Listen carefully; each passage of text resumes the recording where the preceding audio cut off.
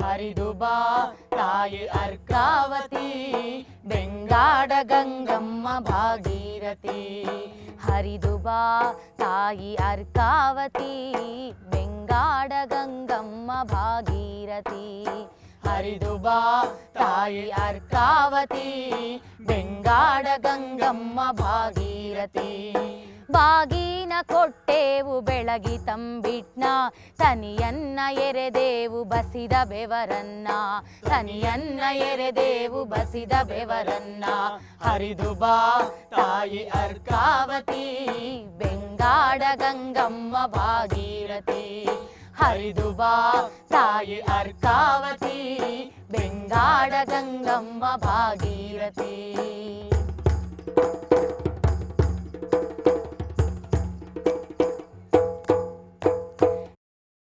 ನೋಡಿ ಸ್ವಾಮಿ, ನಮ್ಮ ಬೆಟ್ಟಗಳು ಪಂಚಗಿರಿ, ಇವು ಪಂಚಗಿರಿನಲ್ಲಿನೂ ನದಿಗಳು ಹುಟ್ಟಿ ಹರಿಯುತ್ತವೆ. ಈ ಚನ್ನರಾಯ ಸ್ವಾಮಿ ಬೆಟ್ಟದಲ್ಲಿ 2 ನದಿ ಹುಟ್ಟಿವೆ. ಅರ್ಕಾವತಿ ಒಂದು, ಉತ್ತರ ಪಿನಾಕಿನಿ ಒಂದು. ಈ ಅರ್ಕಾವತಿ ನದಿ ಪಾತ್ರನ ಮೊದಲು ಭಾರಿ ಸಂರಕ್ಷಣೆಯಾಗಿ ಮಾಡ್ಕೊಂಡಿದ್ರು. ಈಗೇನಾಯಿತು, ಒತ್ತುವರಿ ಮಾಡಿ ಆ ನದಿ ಮೂಲನೇ ನಾಶನ ಮಾಡಿದ್ರು. ಅಂದರೆ ನಾವು ಹಿಂದೆ ತೋಟ ಮಾಡ್ತಾಯಿದ್ವಿ, ಬೋರ್ವೆಲ್ಗಳು ಒಂದು 200ರಿಂದ 300 ಅಡಿ ತನಕ ಹೋಗಿದ್ರೆ ಸಾಕಾಗಿತ್ತು, ಅವು ಯಥೇಚ್ಛವಾಗಿ ನೀರಾಗವು. ಈಗ 1500 ಅಡಿ ಕೊರೆದ್ರೂ ಇಲ್ಲ, 2000 ಅಡಿ ಕೊರೆದ್ರೂ ನೀರಿಲ್ಲ. ಅದಕ್ಕೇನು ಮಾಡಿಬಿಟ್ರಿ ನಾವು, ಈ ಕೂಲಿಯವ್ರದ್ದು ಭಾರಿ ತಾಪತ್ರ. ಇವಾಗ 300, 350, 500 ಕೊಟ್ಟರು ಕೂಲಿಯವ್ರು ಬರೋದು ಕಷ್ಟ ಆಗಿಬಿಟ್ಟಿದೆ. ಇದರಿಂದ ಏನು ಮಾಡಿದ್ರಿ, ಈ ಮಕ್ಕಳು ಯಾವಾಗ ಇವರು ಅವರವ್ರ ಡ್ಯೂಟಿ ನೋಡ್ಕೊಂಡು ಅವ್ರು ಹೊರಟ್ರು, ಇಲ್ಲಿ ವ್ಯವಸಾಯ ಮಾಡೋದು ಹೆಚ್ಚು ಕಡಿಮೆ ಆಯಿತು. The Arkavati River flows to the west of Bangalore city. The river originates in Nandi Hills and flows past Hesarghatta tank into the Tippegondhanalli reservoir. The semi-arid climate of this area meant that irrigation was only possible in the tank command areas. ATRI's research shows that not only have inflows into TGLE reservoir declined, but in fact the tanks throughout the catchment have gradually dried up as well. ಮೊದಲಿಗೆ ನಾವು ನೀರುಗಂಟೆ ಕೆಲಸ ಮಾಡ್ತಾಯಿದ್ವಿ. ನೀರುಗಂಟೆ ಕೆಲಸ ಅಂತಂತಂದರೆ ಬೆಳಗ್ಗೆ 8 ಗಂಟೆಗೆ ಹೋದರೆ ಸಾಯಂಕಾಲ 5 ಗಂಟೆವರೆಗೂ 4 ಕಾಲುವೆ 4 ದಿವಸ ಅರ್ಸೇರಿ ತಡಿ ಪ್ರಕಾರವಾಗಿ.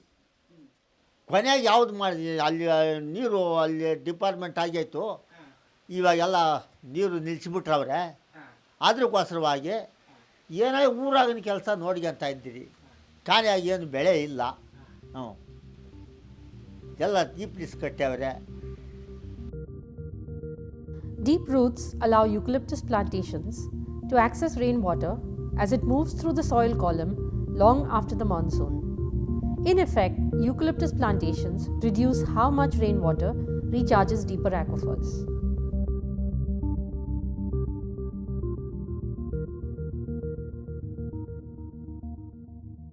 ರಾಗಿ ಜೋಳ ಎಲ್ಲ ಬೆಳಿಬೋದು, ಆದರೆ ಆಳುಗಳು ಬೇರೆ ಸಿಗ್ತಾ ಇಲ್ಲ.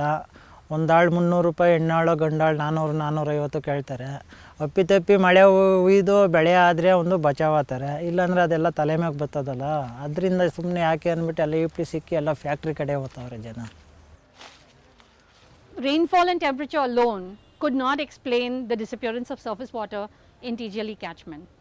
In fact, the most likely causes of decline were groundwater pumping and eucalyptus plantations. Now the general public tends to think of groundwater as being something which is completely separated from surface water, but this is in fact not the case. Scientific research has long established that ground and surface water are in fact a single interconnected resource, and if you overexploit groundwater, your rivers are going to disappear.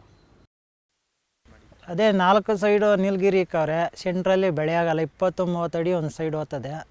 ಅದರಿಂದ ನಾವು ಏನು ತರಕಾರಿ ಬೆಳೆಯೋಕೆ ಆಗ್ತಾ ಇಲ್ಲ. Daily ನೀರು ಕೊಟ್ಟರೂ ಗಿಡ ಡೆವಲಪ್ಮೆಂಟ್ ಆಗ್ತಾ ಇಲ್ಲ, ಅದರಿಂದ ನಾವು ನೀಲಗಿರಿ ಆಗ್ತಾ ಇದ್ವಿ. When we look at the trends in how farmers have been responding to changes in the basin, we find 2 strategies. One set of farmers have basically left agriculture and then placed their land under plantation, basically eucalyptus. When we look at data, we find that from the early 1970s, eucalyptus occupied only 3% of the cultivated area. At present, it is around 20%. The second set of farmers have resorted to drilling deeper borewells and exploiting groundwater.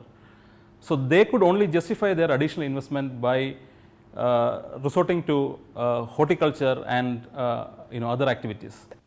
ಏನು ಒಂದು ಹೂವು ಬೆಳಿಬೋದು, ತರಕಾರಿ ಬೆಳಿಬೋದು. ಪಾಲಿ ಹೌಸಲ್ಲಿ ಬೆಳೆದಂಥ ತರಕಾರಿಗೂ ನಾವು open ಫೀಲ್ಡಲ್ಲಿ ಬೆಳೆದಂಥ ತರಕಾರಿಗೂ ಭಾಳ ವ್ಯತ್ಯಾಸ ಇರ್ತದೆ. ಅದಕ್ಕೆ ಆದಂಥ ಬೆಲೆ, ಇದಕ್ಕೆ ಆದಂಥ ಬೆಲೆ ಇರ್ತದೆ.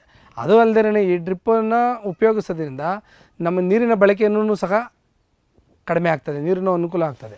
ಮತ್ತು ಈ ಥರ ಆಧುನಿಕ ಬೆಳೆಗಳು ಏನು ಇವತ್ತಿನ ಕಾರ್ನೇಷನ್, ಜರಬರ, ಈ ಕ್ಯಾಪ್ಸಿಕಮ್ ಈ ಥರದ ಬೆಳೆಗಳನ್ನು ನಾವು ಬೆಳೆಯೋದ್ರಿಂದ ರೈತರಿಗೆ ಸಾಧ್ಯವಾದಷ್ಟು ಹೆಚ್ಚಿನ ಲಾಭ ಪಡೆದಿದ್ರೂ ಸಾಧ್ಯವಾದ ಮಟ್ಟಿಗೆ ಒಂದು ಲಾಭದಾಯಕವಾದಂಥ ಬೆಳೆ ಬೆಳಿಬೋದು ಅನ್ನೋ ಇದಕ್ಕೆ ನಾವು ಪಾಲಿ ಹೌಸನ್ನು ಮಾಡಬೇಕಾಗುತ್ತೆ.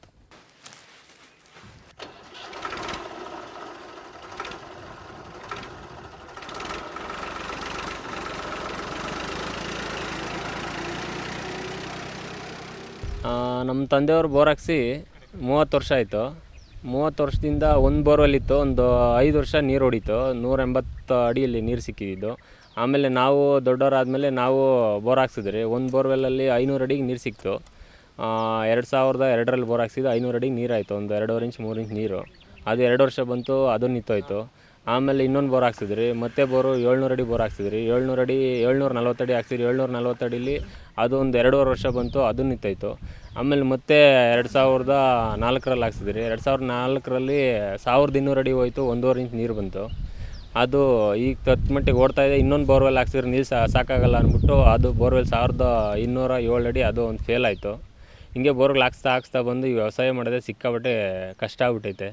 The problem of water in the upper Arkavathy catchment can be defined in different ways. A problem of immediate scarcity, a problem of long-term unsustainability, a problem of inequitable distribution of water between different people, between different parts of the region. The problem here lies in our institutions and our governance mechanisms. And the problem is fourfold. A, missing institutions. B, the problem of institutions that work at cross purposes. Thirdly, there's a question of institutions not backed by rigorous knowledge. And finally, we have a question of values. What are the values that the institutions are promoting? How do we see the future of water in this Arkavathy upper catchment evolving?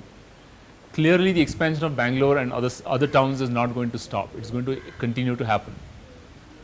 Agriculture is going to go in these two directions of abandonment by the poorer farmers and deepening of water or deepening of groundwater pumping by the richer farmers, unless we do something different. The different thing that we need to do is think of water as an integrating resource, a resource that connects rural to urban, upstream to downstream, surface to ground, current to future. What we need are institutions which will address the problem of water across these scales, and social processes which will back up these institutions, whether it is in the form of generating knowledge or building attitudes that will reinforce the point that water is a scarce resource that needs to be managed much more judiciously than we have done so far. ನಡೆಮುಡೆಯ ಹಾಸುವೆವು ನುಡಿ ನುಡಿಸಿ ತಮ್ಮಟೆಗಳ ತಲೆಮಾರು ತಲೆಮಾರು ಬೇರು ಹೂತೇರು ತಲೆಮಾರು ತಲೆಮಾರು ಬೇರು ಹೂತೇರು ಗುಟುಕನ್ನು ಕೊಟ್ಟವಳು ನೀನು ಓ